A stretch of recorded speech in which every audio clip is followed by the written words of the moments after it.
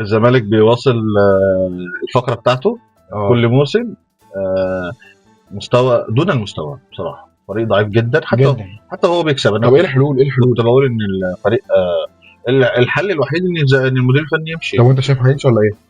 توقف دوري يعني فرصه كويسه جدا. ثانيه واحده، مش بس المدير الفني يمشي، المدير الفني يمشي واللعيبه تاخد مستحقاتها. لازم اللعيبه باينه في الملعب. هو اخر 10 دقائق كان في روح، ماشي.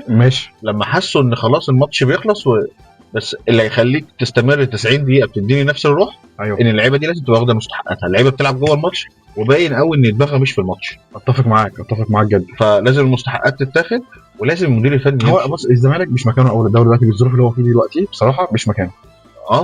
طبعا مش مكانه. احنا اتوجدنا في المنافسه بالصدفه البحته. ايوه، مش لا ترتيب ولا تخطيط ولا احنا كنا بنتمنى من قبل الموسم ان ماتشنا مع الاهلي ده كان كل اللي شايف. طيب كلمني عن جون ادوارد عشان انت كنت اكتر واحد متحمس للموضوع. جون ادوارد تجربه عظيمه جدا. حلو. بس مع مجلس المجلس ما تدخلش لحد دلوقتي، خلي بالك. المجلس هي شلته. ماشي، هو المجلس جايبه عشان يتحمى فيه.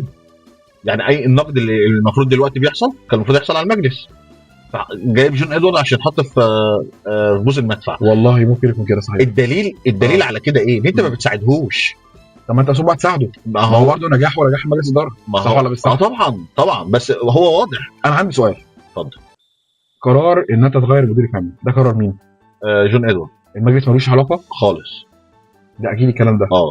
مليون في المية. توصيه مثلا، يعني مجلس يجتمع بيه. بس انت عشان تمشي المدير الفني ده هتديله شرط جزائي. هتجيب مدير فني جديد، هتجيبه هتدفع فلوس تعاقد. والزمالك اصلا ما فيهوش. حلو. يبقى الحل الامثل ايه هو؟ الراجل ده يمشي. ما انت هيحصل مشكله قلت عليها. ما انا هقول لك بقى، ما انت مش هتديله شرط الجزائي دلوقتي. انت برضه هتقعد تحط فلوس عليك. ما انا ما عنديش حل دلوقتي. ما هو انا ده لو صبر عشان حته الشرط الجزائي دي، كل الصفقات اللي جت دي مش هتظهر خلاص. الزمالك هيفضل في نفس الدوامه ونفس الدايره طول ما هو مع المدير الفني ده. لكن انت مثلا مشي ده دلوقتي. بس انا برضو يا داش، اتفضل. المدير الفني مسؤول جدا على فكره، هو مسؤول عن كل حاجه، بس انا شايف مشكله اللعيبه برضه. طبعا اللعيبه برضه في الملعب مش احسن حاجه. دي ما هي دي في الاخر مسؤوليه مين يا سيدي؟ المدير الفني. بس هي على فكره رئيس جمهوريه الكوره اي نادي هو المدير الفني. ايوه، حسب شخصيته وحسب فرض سيطرته على اللعيبه وحسب خطته وحسب كل ده، والتنفيذ في الملعب اخر حاجه خلاص. أيوة. عرفوا ينفذوا ده، المدير الفني قادر يخلي اللعيبه تنفذ. ما عرفوش ينفذوا، المدير الفني مش قادر يخلي اللعيبه تنفذ. صحيح. فما فيش حاجه تقول لي ده اللعيب سين او صاد من اللعيبه انت شايفه ما بيأديش، في ايدك تنزله، في ايدك تطلعه، صح ولا لا؟ صحيح. ادام انت نزلته لعيب زي ناصر ماهر من اول الموسم مش شايف ازاي، وهو كان من الموسم اللي فات كان كويس جدا. ايه اللي حصل؟ المستحقات برضو وكده. مش بس ولا عايز هو النجم يعني. هو مش ناصر ماهر موضوع مش مستحقات. طبعا ليه مستحقات وكل حاجه والموضوع يشغله وكل حاجه، بس في حد الزمالك كله من اول الموسم، من اول ما اخوان الفينا نزل وظهر تحس ان هو اهلاويه بس ما يحبوه. انت عارف كده. ما هو لعيب الكوره ما حدش يختلف عليه. صحيح. صح مصطفى. لكن انت عندك مثلا من اول الموسم باينه قوي انه ناصر ماهر منافسن على اخوان الفينا، منافسن باينه. الكوره كذا كوره المفروض يعملها له واحده ينفرد او يحطه على الاقل في سباق سرعه. ما بيعملهاش. حتى في ماتش الاهلي اخر بقى حاجه، في ماتش الاهلي في كوره لو بصها له انفراد بكوكا حتى يا عم كوكا يطحها، بس انت ما عملت اللي عليه. صحيح. اداها لا عارف راح عمل ايه سيدي؟ بصها في نص الملعب للاعيبه الاهلي. الكوره احنا جبنا منها جول. الكوره اللي انت جبت منها جول. ايوه. الكوره دي اساسها ان هو كان المفروض طلعت، التحول كان يحصل ان هي في نص الملعب لناصر، اطلع على ناصر ماهر، ناصر ماهر يطلع لي اخوان 2000. ما حصلش. لا ده هو راح اداها للاعيبه الاهلي. يعني انا مش هديها اخوان 2000. انا بشوفها انه عشان ما يتنجمش. عارف لو اصل انت عايز تقول لي ناصر ماهر الامكانيات دي كلها ما يعرفش يطلع لعيب انفراد ولا بيطلع ايام سموحه وايام الاهلي وايام الزمالك برضه. يبقى انا بتكلم على امكانياتك انت. لو امكانياتك اضعف من كده هقول ماشي، والله هقول ماشي. لكن انت امكانياتك اكتر من كده بكتير، فانت ما رضيتش تديها له خلاص. ايوه يا مصطفى. تعالى بقى، ده كان المشكله الاول عند مين؟ عند ناصر ماهر. لا دلوقتي الفريق كله بيشوف اخوان الفينا فين وهنلعب الناحيه الثانيه. عارف هو امبارح عمل ايه؟ في ماتش المحله ساب الوينج اليمين وراح هو عند الوينج الشمال عشان يلعب. عارف دخل العمق اللعيبه تروح بالكوره عنده يبصوا يلاقوه يروحوا مرجعين الكوره ورا او يبصوها الناحيه الثانيه. كوره امبارح جات له نكشه كده من ضربه ركنيه، نكشه زحمه كده في نص الملعب. شوف لعيب جبار قد ايه. هو فعلا الواد راح عاملها بوش رجله في وسط الزحمه، راح عاملها كده في وش رجله، الكوره راحت في العارضه. عامر كان بيتفرج عليها. خلاص. طيب لعيب بالامكانيات دي مش عايز مدير فني محترم يشتغل عليه؟ صحيح. هو الفينش بتاعه مش احسن حاجه. خلاص. هل مفيش ده لو مدير فني جامد ما يشتغلش على الفينش بتاعه؟ صح يا مصطفى. لما الاقي لعيب زي ناصر ماهر، انا كجمهور قاعد بره وشايف، انت كمدير فني مش شايف ان ناصر ماهر مش عايز يبصيله؟ انا بحس ان المدير الفني ده قاعد ما بيتفرجش على الماتش اصلا. هو لا، ده انا اقول الراجل المدير الفني يعني فريرا ده بجد عامل ايه؟ الراجل ده شفت الجمهور بيتفرج فوق ازاي؟ لا هو بقى فرحان ان انا تحت. ايه ده؟ فاهم؟ انا قاعد هنا ببلاش، انا قاعد هنا ببلاش وباخد فلوس. انا بتفرج على لعيبه زي دي على ماتش لايف وباخد فلوس. والله العظيم 3 انا ما بحسش منه غير كده. طب هو لازم جون ادوارد بصراحه يشوف الموضوع. لازم يمشي. حتى اجيب مدرب مصري دلوقتي، حتى يا عم يروح شو. ما هو الغلطه، ما هي بقى الغلطه بتاع جون ادوارد دي من الاول منين؟ ان هو مشى ايمن الرمادي. ايمن الرمادي ده مدير فني يمشي؟ لا طبعا، كان واخد الكاس. عارف لما سيبك من الكاس، انا عارف ان ده مدير فني محترم. او ايمن الرمادي ده اجيبه، عارف انا لو بعمل النتائج دي مع ايمن الرمادي عادي. ليه؟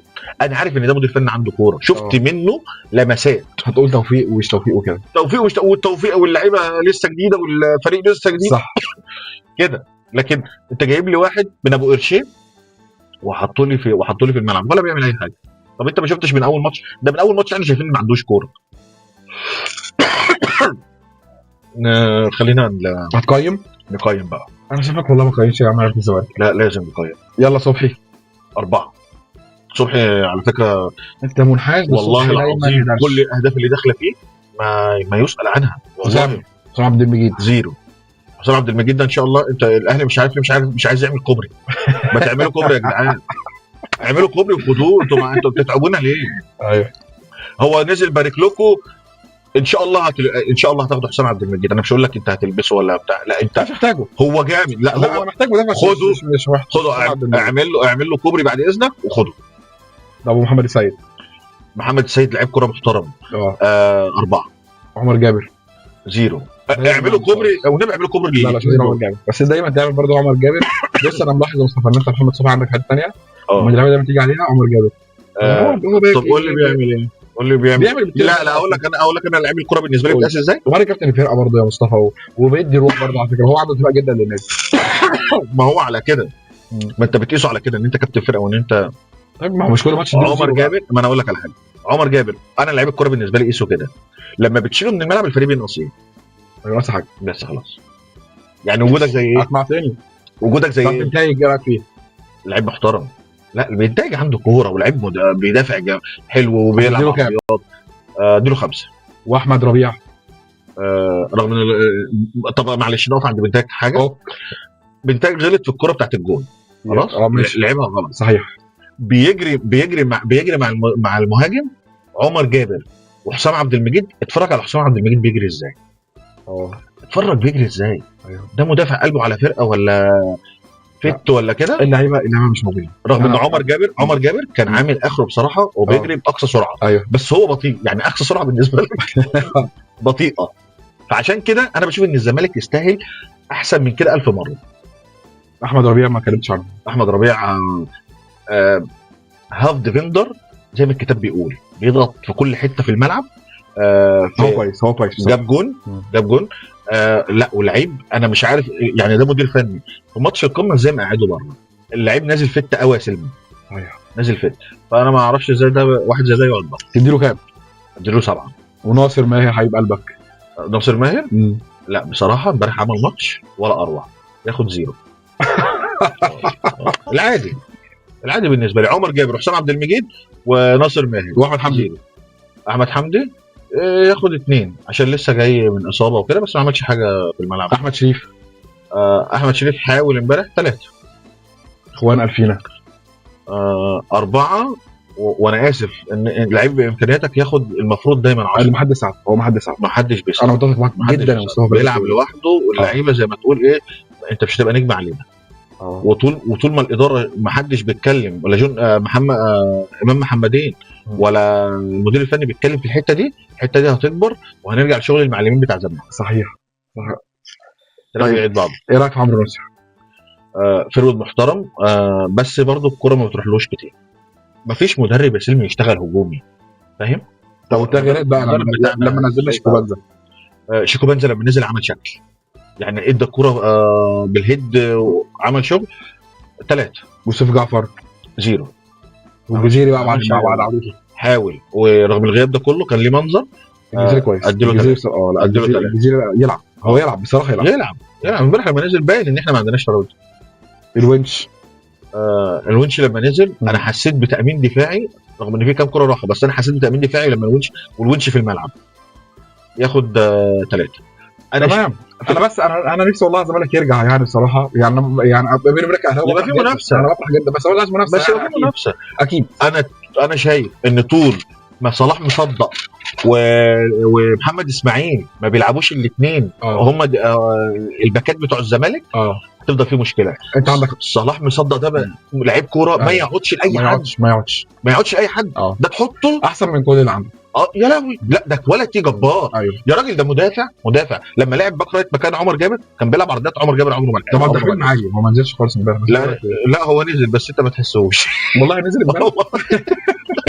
بص زي النسمه ما تحسوش. كرهونا في لعيبه المغرب.